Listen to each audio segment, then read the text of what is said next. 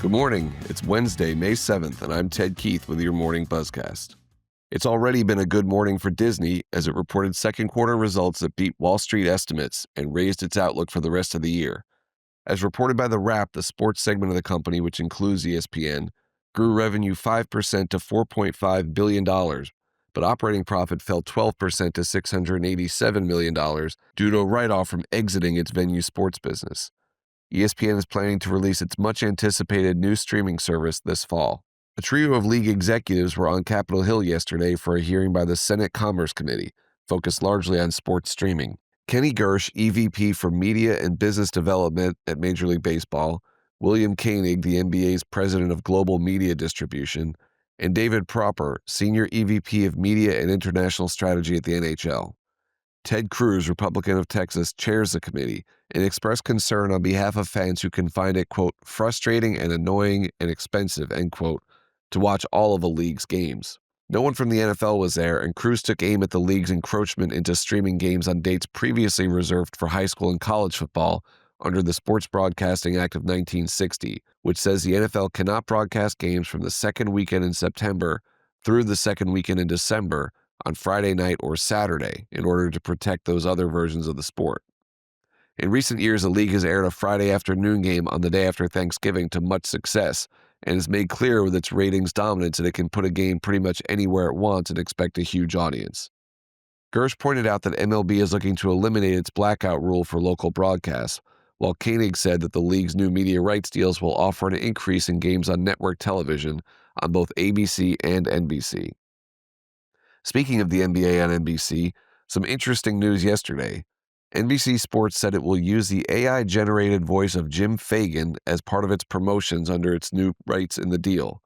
Fagan died in 2017 and was well known as the voice of NBA on NBC promotions when the network had the league's rights between 1990 and 2002. It's not the first time NBC Sports has used AI-generated voices, having done so with Al Michaels as part of its Olympics coverage last year. Nevertheless, this is going to be a little bit strange for people to be hearing the voice of someone who, unlike Michaels, isn't even alive anymore. Elsewhere on the NBA front, the league has been scoring some major viewership wins during the playoffs. The Warriors-Rockets Game 7 earlier this week drew an audience of 6.6 million. That's the best for a first-round Game 7 on cable in 16 years. Overall, the league averaged 3.27 million fans per game for the first round, up 4% over last year, while ESPN ABC specifically was up 14%. And NBA TV was also up 46% in what could be its final year broadcasting the postseason before those new media rights deals kick in. The WNBA is only in its preseason, but it too has been getting encouraging viewership news. ESPN had 1.3 million viewers for a preseason game featuring Caitlin Clark and the Indiana Fever against a Brazilian national team on Sunday afternoon. That number was better than all but 2 of the 57 preseason NBA games the network has aired in the last 15 years. ION also saw a big jump for airing Paige Becker's first WNBA game, a preseason affair for the Dallas Wings against the Las Vegas Aces. All of these numbers serve as a precursor, of course, to the beginning of the regular season, which happens on May 16th, and will provide an interesting snapshot for how much continued success the league can expect with its television audiences. Staying with women's basketball, the U.S. national team is making a major move with its leadership. WNBA legend Sue Bird is expected to be named the program's managing director. That will give Bird a role similar to the one Grant Hill has had on the men's side since 2021, allowing her ultimate decision-making power over national team rosters, among other key responsibilities. It's a perfect fit for Bird, who won 5 Olympic gold medals for the U.S., which has now taken home the gold in 8 consecutive Olympic Games. It will fall largely to Bird to make sure that streak continues. For 4 seasons, Michael Strahan and Eli Manning starred on each side of the ball as New York Giants teammates.